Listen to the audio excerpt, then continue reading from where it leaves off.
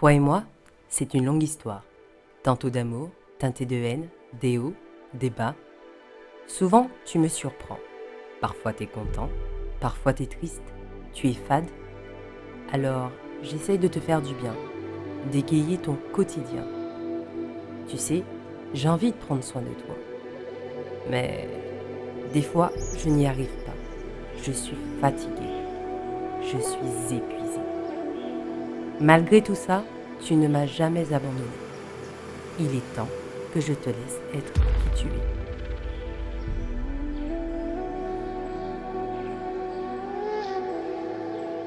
L'Organisation mondiale de la santé a reconnu l'obésité comme une maladie chronique en 1997.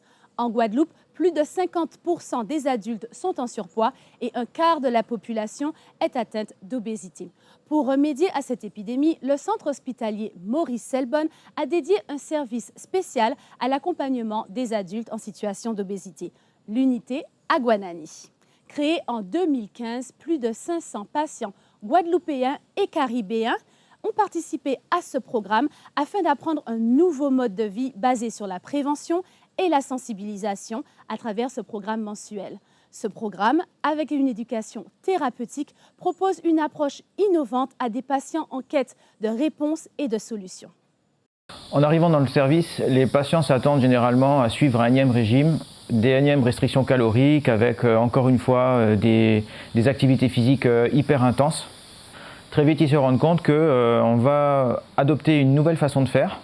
On va plutôt axer sur le travail, sur les sensations alimentaires, sur les sensations corporelles, sur une reprise d'une activité physique plaisir, sur le respect de ses besoins de sommeil, et enfin et surtout sur la gestion des émotions.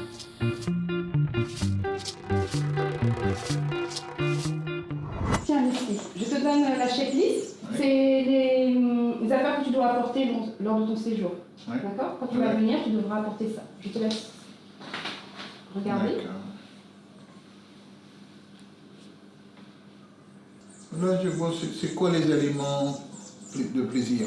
Oui, l'aliment plaisir, c'est un aliment que tu aimes. Qu'est-ce que tu manges quand quand tu t'ennuies ou quand tu as une émotion? Qu'est-ce que tu aimes manger? Moi, j'aime les cacahuètes, du jus, Oui. et des fois j'ai un petit verre de pain rouge aussi. Ah, d'accord. Par contre, du vin rouge, c'est de l'alcool, donc on va éviter à l'hôpital. Quand les patients arrivent en HDJ, généralement, ils ne s'attendent pas trop à ne pas avoir de régime. Donc on essaye de leur expliquer un petit peu comment ça va se passer. Et c'est à ce moment-là qu'on introduit l'aliment plaisir. Donc l'aliment plaisir, c'est un aliment qu'on mange souvent quand on a besoin de réconfort, quand on est sous une émotion, quand on est stressé. Ça peut arriver après le travail, ça peut arriver après une dispute ou quand on s'ennuie. Et parfois, pour les patients, c'est un peu difficile puisque c'est pas ce qu'ils ont l'habitude de faire. Ils arrivent ici, pour eux, on va les priver, on mangera de la salade. Donc c'est un peu compliqué. Donc quand je leur demande ce qu'ils aiment, qu'est-ce qu'ils veulent pour l'expérience de l'aliment plaisir, ils me disent oh, je vais amener une pomme ou je vais amener un gâteau.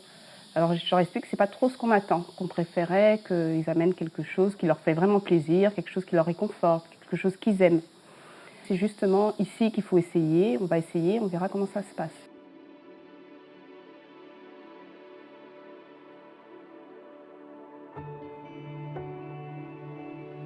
Tout au long de ces 3 semaines, vous allez certainement vivre des situations qui vont vous surprendre, qui vont vous sortir de l'ordinaire et qui vont probablement vous amener à vous poser beaucoup de questions et très certainement aussi à faire un travail sur vous-même.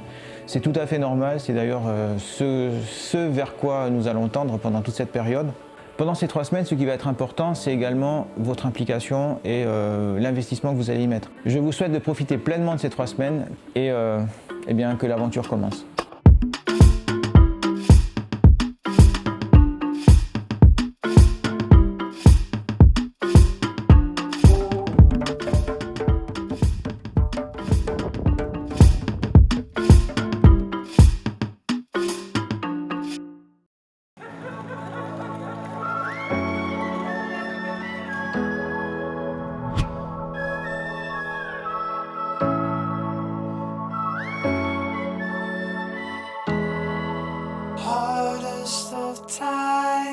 Nadia, qu'est-ce qui t'a amené ici? Est-ce que c'est un médecin qui t'a proposé? Est-ce que c'est... Alors, mon médecin traitant me l'avait déjà proposé. Et puisque, en fait, j'ai fait une pancréatite aiguë. Donc, suite à ça, j'étais en restriction alimentaire pendant toute mon hospitalisation. Je suis restée quand même pendant 2 mois sans être alimentée. Et donc, après, j'ai perdu beaucoup de poids. J'avais perdu quand même pas mal de poids. Et donc, restriction alimentaire. Après, quand j'ai recommencé une alimentation normale, ben, j'ai repris tout ce que j'avais perdu, en fait. Et donc, c'est moi là qui suis allée le voir et lui dire que là, j'étais prête, puisque je me rendais bien compte que non seulement il y avait la prise de poids, mais il y avait certains soucis de santé que je n'avais pas avant, que je commençais à développer, notamment des problèmes d'articulation.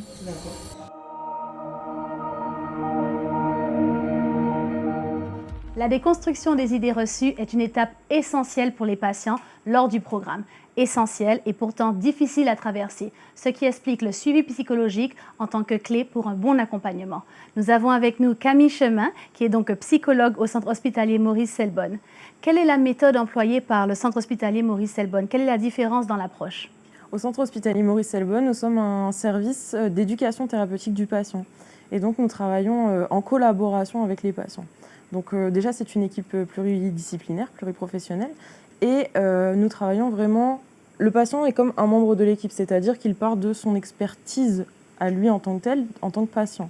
Donc il connaît mieux que nous son quotidien, ses difficultés, son environnement. Et même s'il n'en a pas forcément conscience, avec nous, on est là bien sûr pour l'accompagner, pour lui permettre de trouver les clés. Et c'est lui qui va pouvoir répondre le mieux à nos questions et nous permettre de l'aider finalement. Donc c'est vraiment important de travailler pour nous avec les patients parce que c'est leur propre connaissance qui va nous permettre de mieux les accompagner. Pouvez-vous nous donner quelques exemples de ces idées reçues, ces idées préconçues de la part des patients? C'est vrai que lorsqu'ils arrivent, les patients ont déjà tout un parcours, souvent derrière eux, avec leur poids, et ils ont engrangé, je vais dire, beaucoup de souffrances ou sont passés par de nombreuses étapes, de nombreuses expériences qui peuvent expliquer qu'ils sont vraiment à la recherche de solutions. Parfois, et souvent d'ailleurs, ils arrivent en disant « je manque de volonté ». Mon problème, c'est que je manque de volonté. Et finalement, quand on creuse, on se rend compte que en écoutant tout ce qu'ils ont tenté, eh bien non, on ne peut pas dire qu'ils manquent de volonté. Par contre, c'est vrai qu'ils ont testé tellement de choses qu'ils ne savent plus qui croire, qu'est-ce qui est bon pour eux, qu'est-ce qui n'est pas bon pour eux. Donc par exemple, ils peuvent arriver en se disant je dois manger certaines choses, je ne dois pas manger certaines choses, je dois faire beaucoup, non pas d'activité physique, mais de sport, des choses intenses, je dois souffrir en fait pour atteindre mes objectifs. Donc ça fait partie des idées reçues avec lesquelles ils viennent régulièrement. Et puis parfois, il y a des idées un petit peu qui peuvent nous sembler, des anecdotes qui peuvent nous sembler rigolotes, par exemple l'eau glacée qui ferait grossir. Boire de l'eau glacée provoque un choc thermique qui entraîne la fabrication de graisse abdominale. B. Augmente les apports alimentaires en stimulant l'appétit. C. Fait maigrir car coupe l'appétit. D. Glacée, tiède, pétillante, l'eau peut être consommée à tout moment de la journée sans aucune influence sur la masse graisseuse. La bonne réponse, c'est la réponse D. Oui, voilà. Non, la bonne réponse, c'est la réponse D. Alors, une question. L'eau glacée, combien de calories qu'il y a dedans? 0. Dans les glaçons, combien de calories? Il n'y a pas de calories, c'est de l'eau. D'accord. Voilà. Souvent, on disait que l'eau glacée faisait grossir. Voilà. Et l'eau glacée, effectivement, ça fait pas grossir, mais ça donne un inconfort. Ça veut dire que comme on a une température à l'intérieur du corps qui est à 37, et quand on vient boire de l'eau glacée, donc le changement, le contact des deux températures fait qu'on a un inconfort, mais après ça passe. Donc ça ne fait pas grossir. Donc c'est vraiment notre travail de les accompagner pour qu'ils apprennent à mieux se connaître et savoir effectivement démêler le vrai du faux. Et comment peut-on déconstruire ces idées justement? Eh bien en fait on leur apprend vraiment à connaître leur corps. On est vraiment sur les régulations, le métabolisme, comment notre corps fonctionne, de quoi il a besoin, de quoi il n'a pas besoin. On travaille aussi avec des expériences, beaucoup d'expériences. Ils vont expérimenter au cours de leur programme. Ils vont voir par eux-mêmes, en fait, finalement. Ça ne va pas aussi bien fonctionner si on leur dit bah voilà, telle chose est bonne pour toi, il faut que tu fasses ci ou il faut que tu fasses ça. Ce qui va vraiment fonctionner, c'est plutôt que le patient expérimente par lui-même et se rende compte que tiens, quand j'agis comme ça, en fait, j'ai l'impression de ressentir telle et telle chose. Donc on les accompagne et on leur fait expérimenter.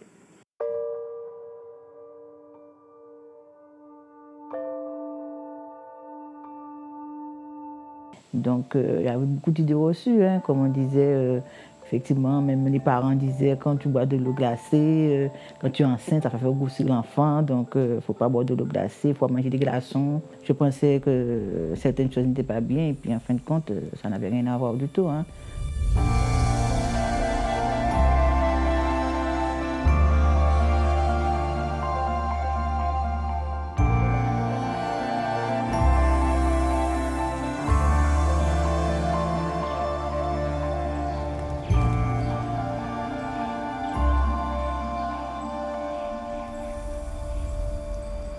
Qui suis-je? Je ne sais pas. Je tâtonne. Celle dont j'entends le potentiel qui résonne? Est-ce possible qu'elle soit moi? Ou que moi, je sois elle? De vous à moi? Alors même que je me découvre après tant d'années, que je reconnais ma potentialité et mes qualités innées, je redécouvre également des sensations de plaisir oubliées. Plaisir gustatif, plaisir de l'effort physique, plaisir approprié d'être moi, apprêté ou non, habillé ou déshabillé, juste moi. Aujourd'hui, je m'accepte comme je suis, avec et moi. Je suis qui je suis et je suis extraordinaire, fantastique, capable, brillante, incroyable, digne, formidable, magnifique. Donc ça, c'est la première étape.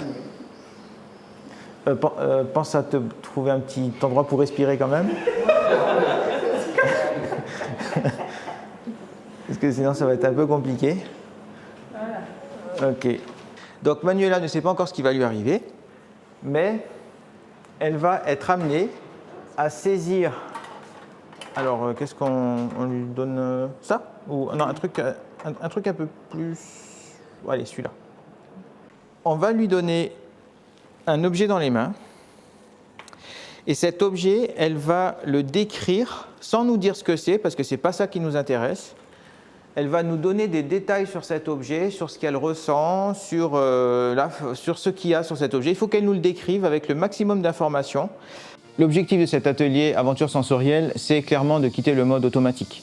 C'est de se reconnecter sur l'instant présent, d'utiliser ses 5 sens, du toucher en passant par la vue, en passant par l'odorat, par l'ouïe et également par le goût.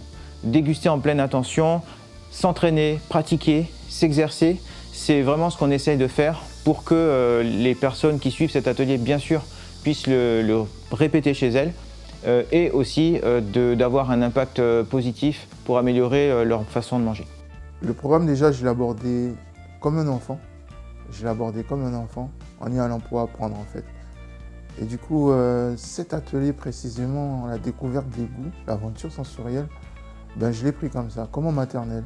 Je me rappelle précisément d'un atelier avec des petites pépites de chocolat qu'il fallait garder en bouche, prendre le temps d'apprécier le goût, la chaleur, la texture.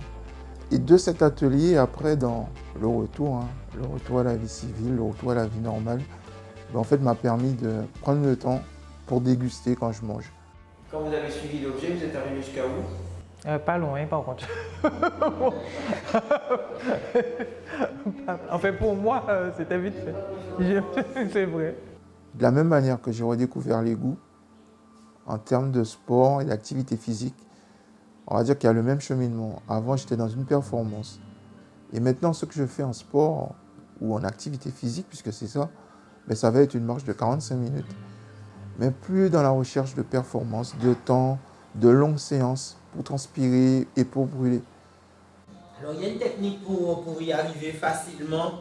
Vous voyez les enfants quand ils soufflent dans un verre avec une paille. Ils vont être plein de petites bulles au fond du verre. Mais faites la même chose à chaque expiration. Alors, c'est vite, si le dos fait mal, n'insiste pas, ne va pas fort. D'accord? Mais déjà, ça, c'est bon. Super. Tourne-toi complètement. Il faut que tu passes sur le vent. Complètement.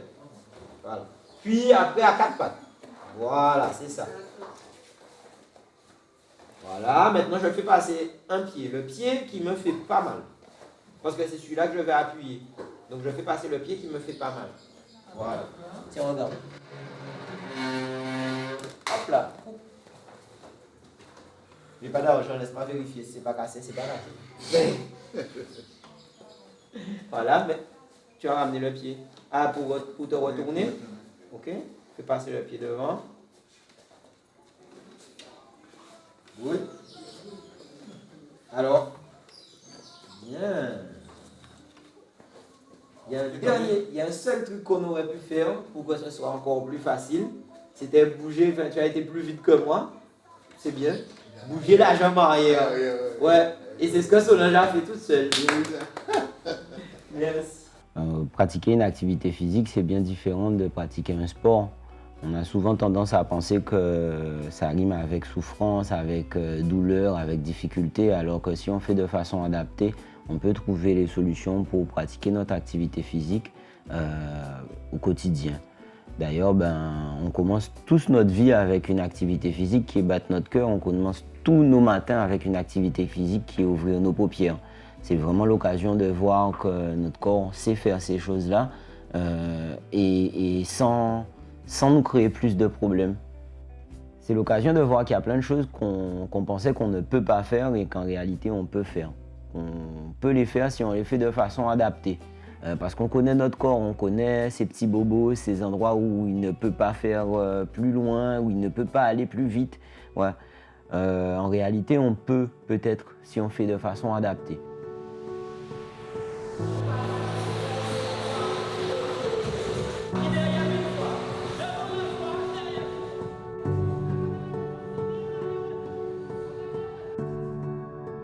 Le programme d'éducation thérapeutique face à l'obésité du centre hospitalier Maurice-Selbonne permet aux patients d'atteindre des résultats au-delà de la perte de poids.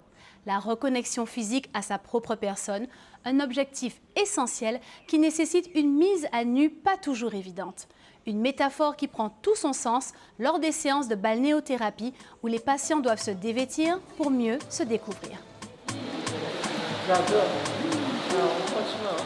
Ce procédé est aussi source d'anxiété, appréhension et confusion. Des sujets traités lors des ateliers proposés par le programme, tels que la notion de confusion entre les douleurs et les étirements.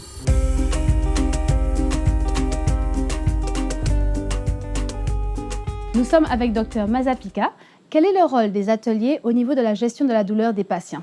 La douleur est un élément qui, malheureusement, est permanent et quotidien chez beaucoup de personnes en situation de surpoids, d'obésité. Et donc, il apparaît important justement d'apprendre à comprendre le mécanisme de cette douleur, de savoir faire la part des choses entre cette douleur qui est utile et la douleur chronique qui vient parasiter le quotidien. Et puis d'apprendre à le gérer avec des outils, on va dire, des outils accessibles à tout le monde. Voilà, des outils de gestion de la douleur que tout le monde peut faire sans forcément directement utiliser les médicaments. Et quelles sont justement les différences entre donc, cette douleur chronique et cette douleur de tous les jours ?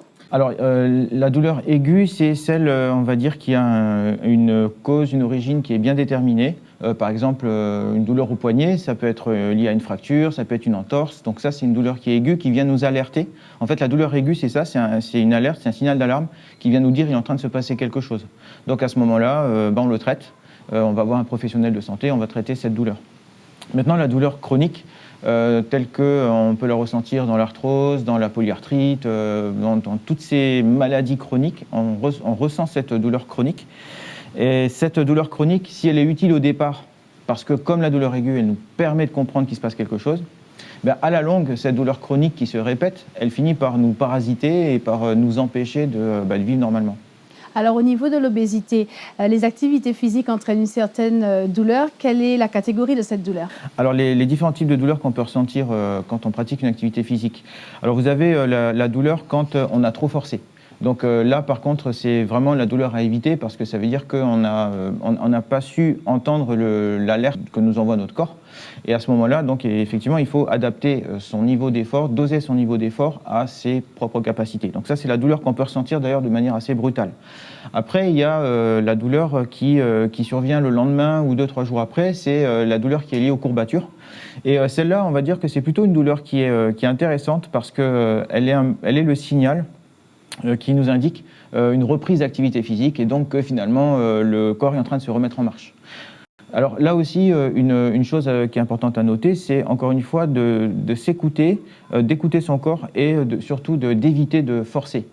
Parfois, il y a des personnes qui peuvent être tentées de vouloir aller trop vite parce qu'on se dit que plus je vais vite, plus je force, plus je perdrai du poids. Et malheureusement, c'est loin d'être le cas et parfois on risque d'ailleurs davantage de se blesser que justement d'atteindre son objectif.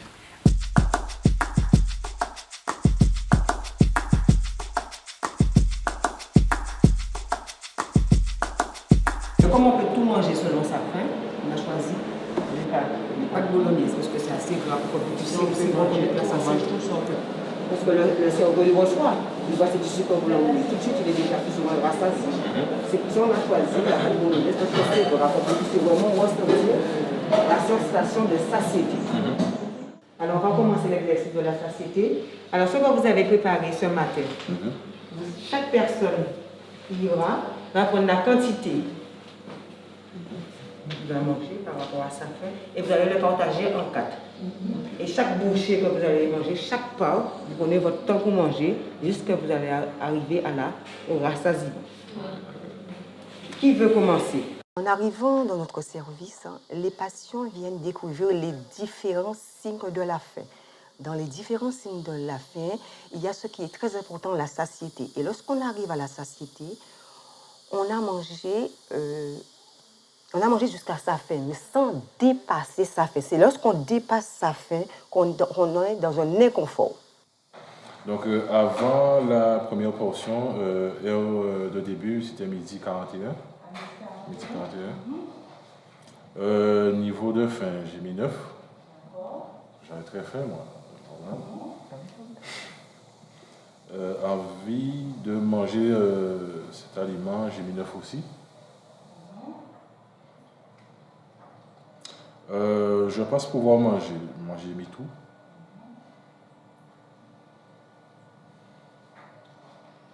Ensuite, pendant la dégustation, la première portion, niveau de plaisir dégustatif. Gustatif. Moi, j'ai mis, c'était très bon, délicieux. Ça avait du goût. Et j'ai noté, moi, j'ai mis 10. La note, ouais, j'ai mis 10. Le plaisir que tu as. Voilà, le plaisir gustatif. Pensée, émotion, ben moi j'ai dit ça me fait penser au bon petit repas à la maison. Vous savez, quand vous êtes frustré et qu'on vous dit que vous ne pouvez pas manger un aliment, ben votre cerveau, il vous dit mange. Donc en fait, il y a des aliments que je mangeais en quantité énorme en fait parce que on m'interdisait ou je m'interdisais de ne pas y manger en fait.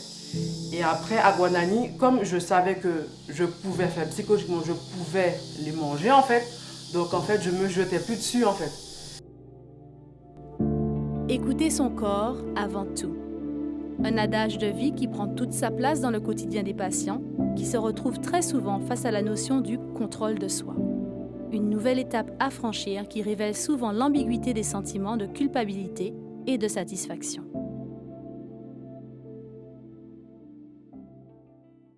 Vivre sur une île tropicale paradisiaque au paysage de cartes postales peut également créer une pression sociale. Une attente d'un corps modelé selon les critères représentés sur les médias et réseaux sociaux, portant des tenues légères et maillots de bain en tout genre. Quand certains doivent attendre une saison spécifique pour la mise en maillot de bain et tenue de circonstance, d'autres ont ce challenge permanent. Car vivre sur une île multiplie les opportunités de cette mise à nu aux yeux de tous. Le rôle de l'environnement familial, amical et professionnel est primordial pour les personnes en surpoids. Le mot qui résume le comportement attendu est la bienveillance. Et parfois, il permet même d'affronter ses peurs et de retrouver confiance en soi. N'est-ce pas, Juliane?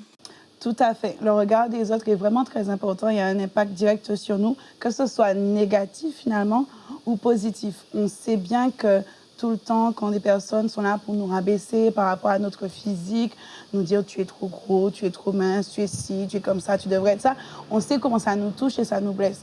Mais finalement, le contraire aussi a un réel impact. Alors, quel a été le déclic pour toi, ce moment de libération par rapport au regard des autres?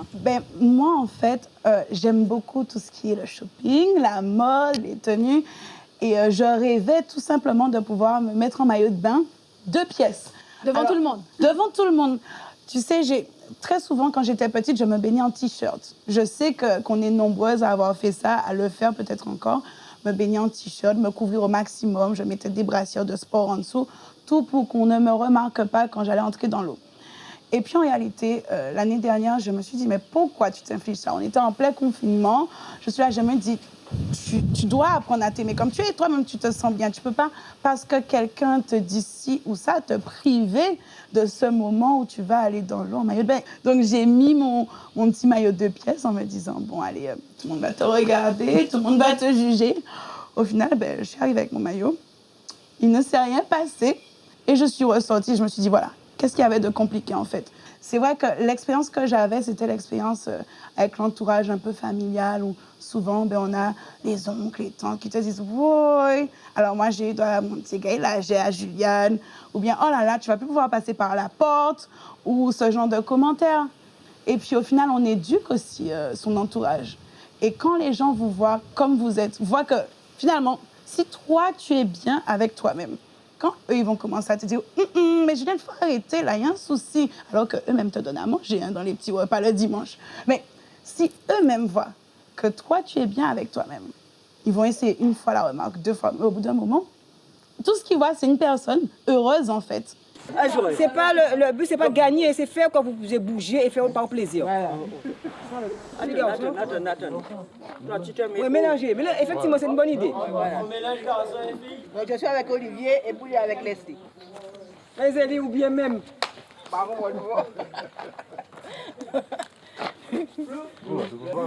Zélie. Oui, Mani. On change avec Brune. Non, c'est pas équitable. Ouais, c'est pas équitable. Mais si c'est équitable, pourquoi c'est pas équitable? Mais non, on est à 2. Ouais, c'est pas équitable. Mais si c'est équitable, pourquoi c'est pas équitable? C'est tellement vite. Zélie, regardez comme ça, il fait. Mais pourquoi c'est pas équitable?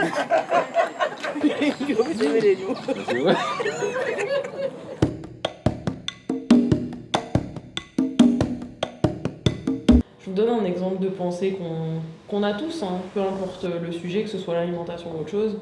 J'ai eu une dure journée, j'ai bien mérité quelque chose. Donc ça peut être quelque chose qui fait que j'ai pas spécialement... En fait, je cherche une excuse, vous voyez, à ce moment-là, pour me dire, oui, c'est vrai, c'est pas que t'as envie, c'est que tu l'as bien mérité. Donc les envies de manger émotionnelles, en fait, c'est toutes les fois où le patient ressent une envie de manger alors qu'il n'a pas ou plus faim. Donc ça peut être vraiment ce qu'on appelle communément les grignotages, donc en dehors des repas. Ça peut être parfois des compulsions, donc vraiment avec l'idée de perte de contrôle, de je n'arrive pas à m'arrêter, je n'arrive pas à contrôler en fait mon alimentation. Même si je me dis, allez, là c'est la dernière, j'arrête, je continue de manger. Ça peut être aussi au moment des repas, c'est-à-dire le patient ressent qu'il n'a plus faim, mais il a quand même encore envie de manger, soit parce que c'est bon, tout simplement, soit aussi parce que des fois c'est fait par quelqu'un que j'aime, c'est fait avec beaucoup d'amour, etc. Donc ça peut être plusieurs raisons qui poussent le patient à avoir des envies de manger. Je dis pas que c'est mauvais, je dis juste qu'il faut identifier ça, que vous êtes en train de chercher une excuse pour pouvoir manger. Vous avez le droit de manger, il n'y a pas de souci, pas besoin d'excuses. Si vous n'avez pas fait de sport ce matin, vous avez le droit de manger pareil. Hein. Heureusement d'ailleurs. Avant de venir au centre hospitalier, la plupart des patients, quand ils avaient une envie de manger, avaient tendance à essayer de la supprimer ou de lutter contre cette envie de manger. Donc pour cela, ils peuvent avoir plein de stratégies, hein, que ce soit j'essaye de m'occuper en faisant quelque chose d'autre, ou bien je mange quelque chose que j'estime être moins gras, moins sucré, etc. Donc autorisé, entre guillemets. soit je n'achète plus du tout cet aliment, mais ce qui peut les pousser quand même à manger autre chose à ce moment-là quand ils ont une envie de manger. Dans mon entourage, on me disait souvent que j'allais pas y arriver. On me répétait souvent que, enfin voilà, t'es grosse, tu dois perdre du poids. Et en fait, le rabâcher tous les jours, tout le temps, c'est contre-productif en fait. Parce qu'effectivement, on sait qu'on est gros, on se voit dans le miroir tous les jours. Et c'est pas ça qui... C'est pas en le rabâchant tous les jours que ça va aider à quelque chose en fait. C'est tout le contraire en fait. Et c'est vrai que en général, l'entourage ne se rend pas compte en fait que ce genre de parole peut blesser en fait. Pour moi en tout cas, ce qui serait bien, c'est que justement qu'il y ait cette bienveillance au niveau de la famille. Je pense que c'est ce que moi j'aurais aimé avoir en fait.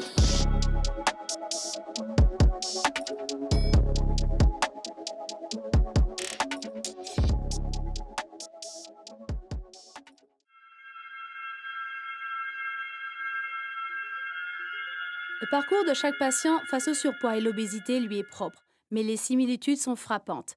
Les notions de culpabilité, de jugement et du regard des autres sont des constantes dans les récits de chacun. Si j'étais elle, j'aurais évité de manger des trucs gras comme ça. Hein. Elle devrait faire attention quand même. Pouh, ça a l'air trop bon. Où est-ce qu'elle a trouvé son beau kit? Madame a déjà regardé mon beau kit descend pas. Maman, pourquoi la dame est grosse comme ça? Mais là, vu son rouge à lèvres, je kiffe. Alors c'est ça, madame, là, devait lui manger. Là. Regarde ça là-bas, toute la brume de sable. Mi au belle petite fille. Pauvre, on t'a pas pour bien la mère. Elle devrait faire attention. Alors c'est ça, madame. L'aliment plaisir, c'est l'aliment que le patient choisit quand il a un réconfort. Mais dans l'aliment plaisir, on peut tout manger. Il n'y a pas quelque chose qu'on peut dire que je ne vais pas manger, ni le riz, ni les pâtes. On peut tout manger, c'est-à-dire qu'il faut le manger avec plaisir. Donc on va juste faire une petite respiration pour vous recentrer sur vous et tout ça. Et ensuite, je vous laisserai remplir chacun de votre côté, en même temps que vous dégustez. Moi, je passerai, et peut-être les collègues aussi, si vous avez besoin, pour vous aider, pour vous aiguiller, pour voir si ça se passe bien.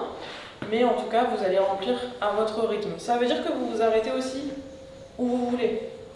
C'est pas parce qu'il y a autant de cases qu'on est obligé de tout remplir. Et c'est pas parce qu'il y en a autant qu'on est obligé de s'arrêter là. Si on a encore envie, on peut continuer aussi.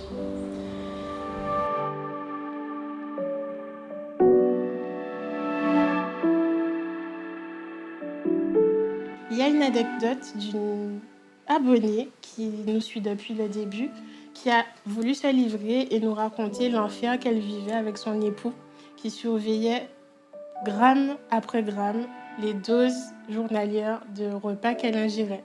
Donc c'était vraiment un cercle vicieux où chaque fois qu'elle dépassait juste un petit peu de quelques grammes, son mari la frappait, l'insultait, la rabaissait en lui rappelant qu'elle était grosse et qu'il fallait vraiment faire attention à ne pas être plus grosse qu'elle ne l'est. Donc cette femme a vécu vraiment un enfer et ça a été vraiment très difficile de recueillir ce témoignage et de le retranscrire.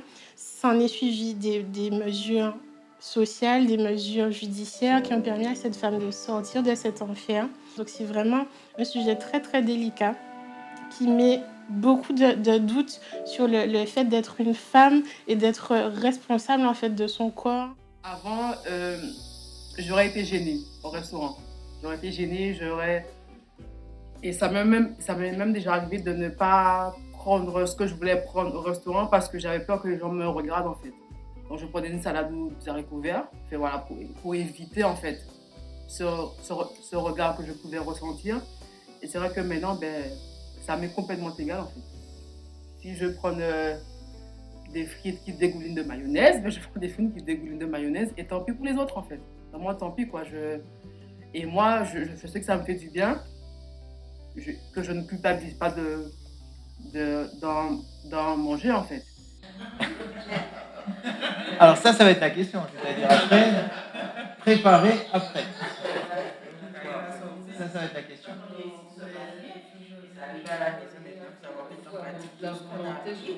Et ça, des fois, c'est là que c'est difficile. Parce qu'effectivement, bon, là, il y a une question d'organisation, il faut qu'on s'organise. Et on n'a pas le temps. Voilà, donc, vous aurez des préparations aussi. Non, parce que j'étais vraiment déterminée à suivre le programme. Donc, je me faisais confiance. Je me suis dit, voilà, je me faisais confiance parce que j'ai envie d'avoir un résultat, j'ai envie, comme je ne me sentais pas bien dans mon corps, dans ma peau, comme on dit, donc je me suis dit, il faut que je me donne à 200% pour, voilà. Ça va prendre du temps, mais ça prendra le temps qu'il faudra, mais je vais continuer, je ne vais pas laisser tomber. Le surpoids et l'obésité peuvent également entraîner des complications médicales pour les patients au niveau physique, telles que les troubles urinaires ou les douleurs invalidantes des articulations.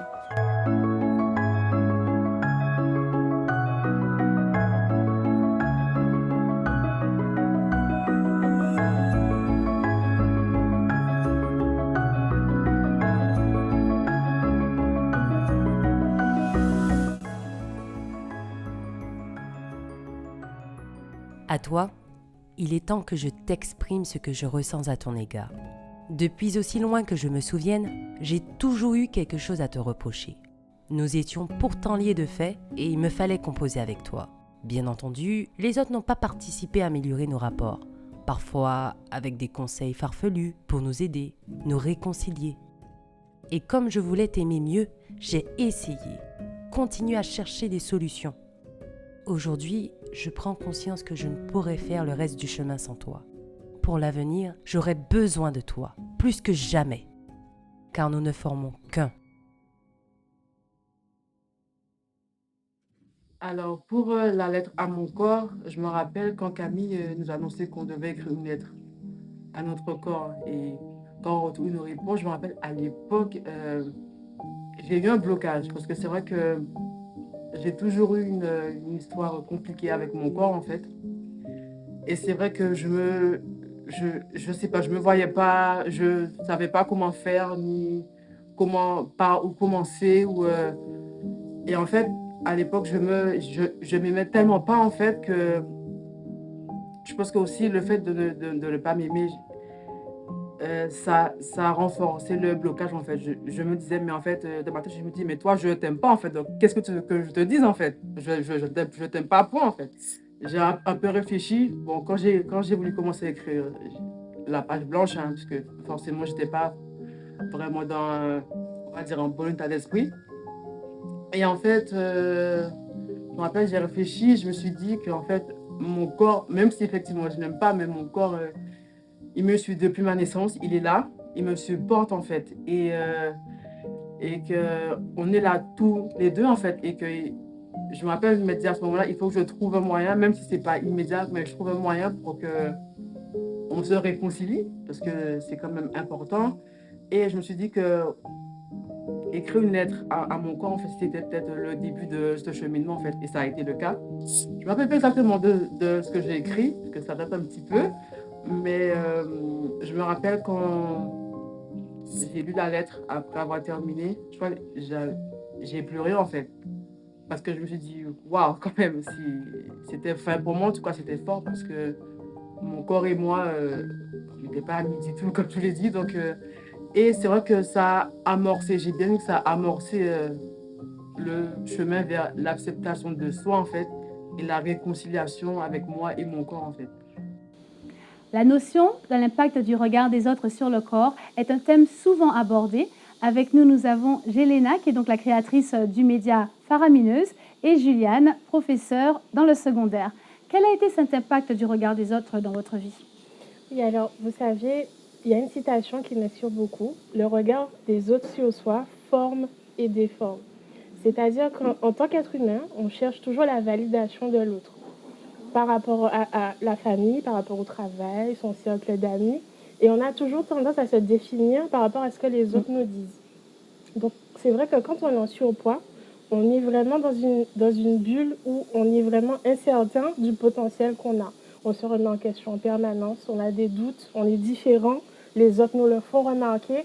Donc, c'est quelque chose qui est assez difficile à gérer et c'est quelque chose qui demande vraiment un travail sur soi. Et pour faire ce travail, il faut vraiment prendre conscience, affronter sa propre image.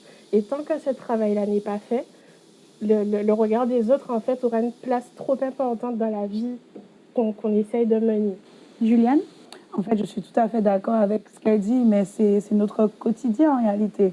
L'impact des autres, c'est, je pense, à quand on est plus jeune, quand on est plus petit, notre entourage, nos camarades, c'est ce qui nous touche en premier. Donc, il suffit d'une petite remarque, on se renferme sur soi, on vit avec cette blessure, on grandit avec cette blessure et ça définit en fait l'adulte qu'on devient.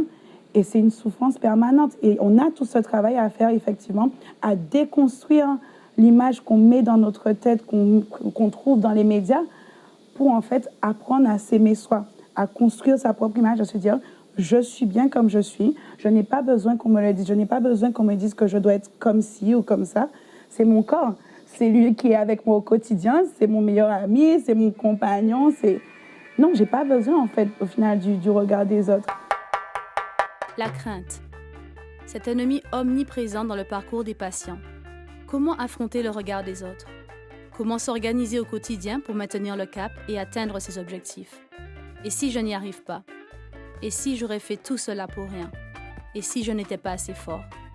Des questions qui reviennent, qui angoissent, qui font peur.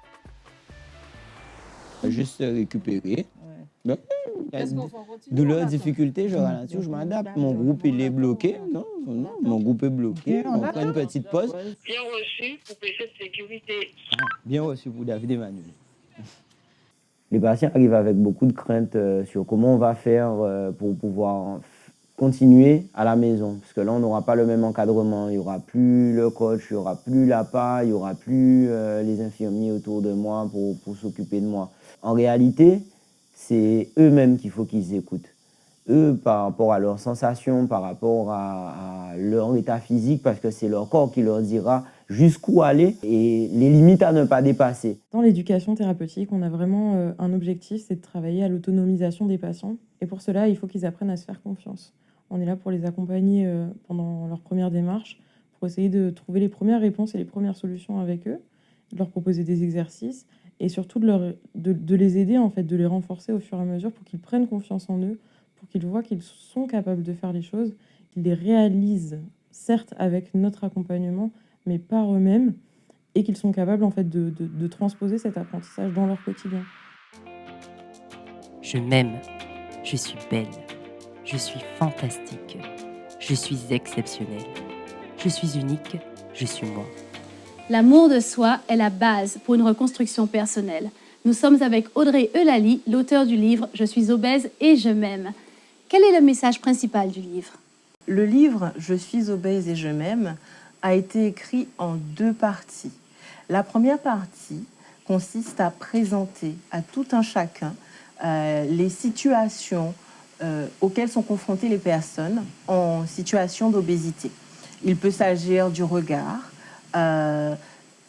des propos blessants ou même certaines fois de situations que je pourrais qualifier d'humiliantes, mais bien entendu, entre guillemets. La deuxième partie de ce livre présente une démarche qu'on peut mettre en place pour justement apprendre à s'aimer. Pourquoi? Parce que malheureusement, force est de constater que beaucoup de personnes ne s'aiment pas, mais surtout ne savent pas comment faire.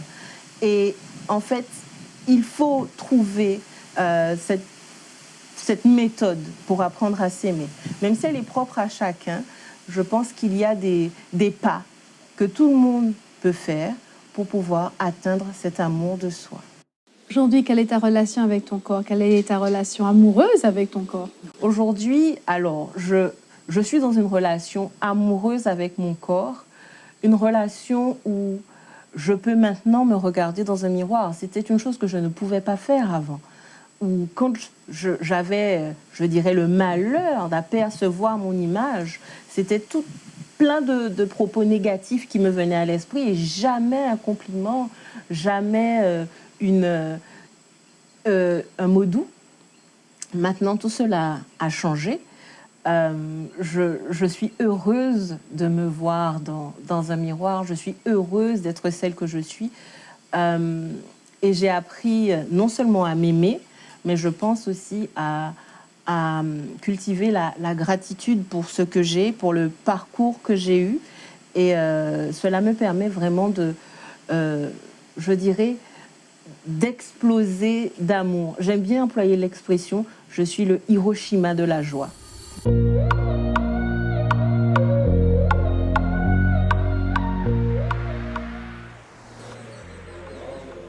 On ne voit rien de tes vêtements. Donc si tu peux, après c'est la longueur, eh bien c'est parfait. Après c'est toi qui vois la longueur que tu veux et que tu ne veux pas. Si tu trouves que ça c'est trop court, tu me fais ça. Ça je ne veux pas voir, même si tu as une très belle poitrine, je ne veux pas voir, voilà. Et tu me fais un truc comme ça. D'accord. Ok ? D'accord. Du coup, ce qu'il faut bien comprendre, c'est que pour la plupart des patients, le rapport au corps s'est vraiment dégradé au fur et à mesure de la prise de poids, des tentatives de perte de poids et de reprise de poids. Et du coup, qui s'est mélangé parfois avec des sentiments de honte, de dégoût, un évitement du miroir, des prises de photos, même un évitement des fois des activités qui incluent le regard des autres. Et donc, ce qu'on essaye de faire, au contraire, c'est de recréer cette relation avec son corps, de les aider à se reconnecter avec leur corps, de leur montrer que leur corps il peut être source de plaisir, de grâce, de beauté, de sensualité. Et c'est pour ça qu'on fait toutes ces activités autour de l'image de leur propre corps. C'est pour ça qu'on a mis en place aussi tous ces miroirs, que ce soit dans les salles d'atelier, que ce soit dans leur chambre aussi.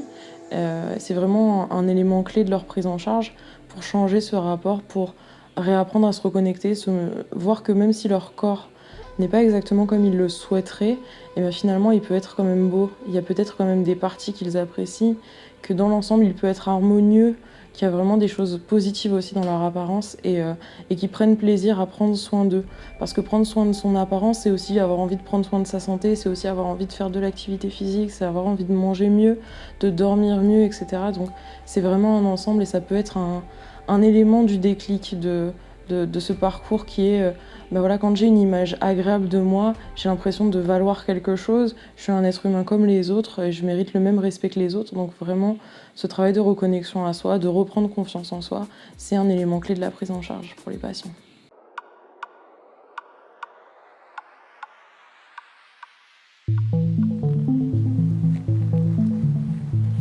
Mais de côté, beaucoup de choses de ma vie qui m'empêchaient d'avancer, qui m'empêchaient de vivre, voilà. Donc j'ai décidé d'avancer comme on dit et puis de mettre tout ça derrière moi.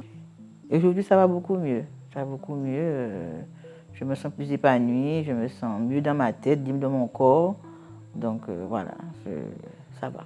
Beaucoup de bien. C'est les 3 semaines que j'ai passées à l'hôpital, ça m'a fait beaucoup de bien. J'ai beaucoup évolué dans ma façon de faire, dans ma façon de réagir, dans beaucoup de choses, quoi. Ça m'a beaucoup, beaucoup aidé. Alors, on va prendre un petit moment pour nous. Alors, on va faire un petit moment de relaxation. Je vais vous demander, dans un premier temps, de vous mettre dans une position qui vous convient. Donc, on va commencer par profiter de l'endroit où on est. Et je vous invite à écouter. Écoutez les bruits du jardin, les bruits de la nature. Dans cette aventure, il n'y a pas de destination finale. L'amour de soi, c'est un travail quotidien. Il y a des hauts, il y a des bas, mais il faut savoir apprécier chaque progrès, quel qu'il soit. Une relation plus saine à l'alimentation, une meilleure image de soi. Des progrès peuvent être différents d'une personne à l'autre, car chacun vit sa propre aventure.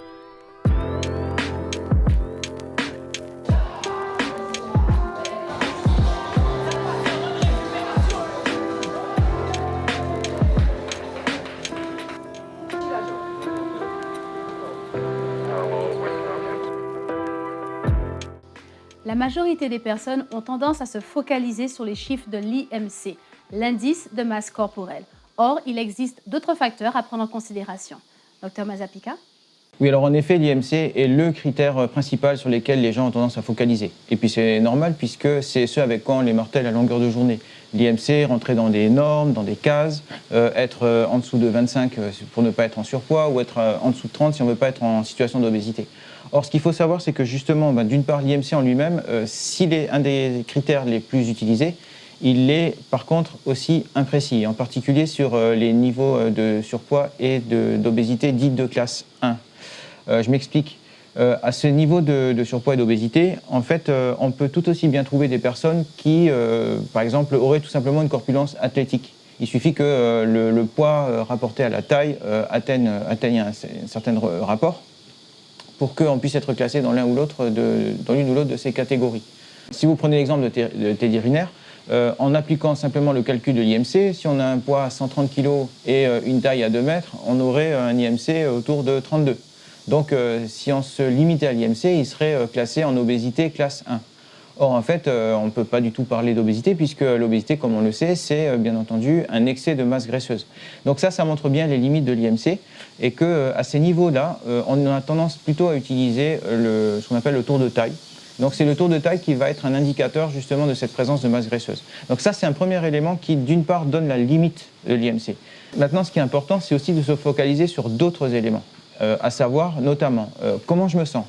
Comment je suis capable de faire un certain nombre de choses. Est-ce que je suis essoufflé quand je réalise certaines des activités du quotidien? Est-ce que je me sens plus souple? Est-ce que je me sens plus à l'aise dans mes mouvements? Est-ce que je me sens bien dans mon corps? Est-ce que je me sens bien dans ma tête? Est-ce que je suis capable d'avoir une alimentation qui correspond réellement à mes besoins et pas une alimentation dite émotionnelle, c'est-à-dire l'alimentation que j'ai tendance à adopter quand je suis sous l'effet du stress, par exemple. Donc tout ça, ce sont les éléments sur lesquels on va travailler. Donc on va bien au-delà de l'IMC. Merci beaucoup, Dr Mazapika. Audrey, quelle a été votre expérience personnelle avec les chiffres de l'IMC? Alors en ce qui me concerne, l'IMC, je l'ai longtemps subi avant de le comprendre. Moi, lorsque j'ai été confrontée pour la première fois à l'IMC, on m'a parlé d'IMC morbide. Il faut dire qu'à cette époque, j'étais adolescente, j'avais 15 ans, je pesais 120 kilos et j'avais une très forte tension artérielle. Donc en fait, le médecin qui nous a annoncé ce diagnostic qui est tombé comme un échafaud, je dirais presque, nous a surtout effrayés avec le mot morbide, parce qu'on y a tout de suite associé la mort et c'était bien plus effrayant qu'autre chose, surtout pour une adolescente de 15 ans. Donc il faut dire que par la suite, j'ai compris ce qu'était véritablement l'IMC et je me suis rendu compte que effectivement, c'était un calcul, mais qui malheureusement ne pouvait pas tenir compte de ces kilos de souffrance, de cette masse émotionnelle que l'on avait et que bien au-delà du chiffre, il fallait vraiment comprendre en fait le mécanisme que l'on mettait en place avec la nourriture, la façon dont on mangeait, comprendre peut-être éventuellement ce que le docteur Mazapika disait tout à l'heure, les compulsions alimentaires, notre attraction pour la nourriture quand on est dans des situations compliquées, je dirais. Mais l'IMC en lui-même n'est pas ce qui caractérise à lui seul la situation de la personne en obésité.